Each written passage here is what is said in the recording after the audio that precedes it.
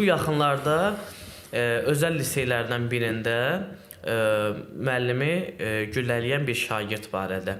Siz o xəbəri ilk oxuyanda təəccübləndinizmi? Xeyr. Çünki biz artıq bunu elə bil gözləyirdik.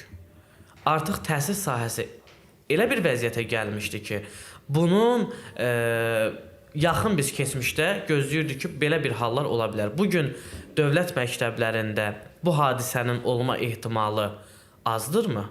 Təbii ki, xeyr.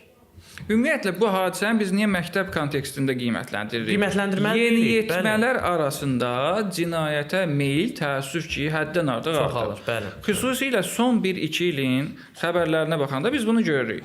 Uşağı təklədilər, bir şagirdi məsələn 15 şagird təkləyib, döyüb, bıçaqlanma halları çox təəssüflər olsun ki, bu yeniyetmələr arasında yayılır. Narkotikə meyil, bunu biz sosial şəbəkələrdən oxuyuruq. Niyə görə bu hadisə məktəbdə olanda daha çox qabarır? Ümumiyyətlə biz araşdırmalıyıq bunun kökünü ki, uşaqlarda bu meyil hardan yaranır? Uşaqlar bunu harda görür?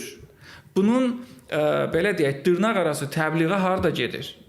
Sosial şəbəkələrdəmi, filmlərdəmi, seriallardamı, cəmiyyətdəki söhbətlərdəmi? Ola bilər, məsələn, bir uşaq bəlkə əmisindən eşidib hansısa bir kriminal aləmə meyil eləyib, dayısından eşidib və s.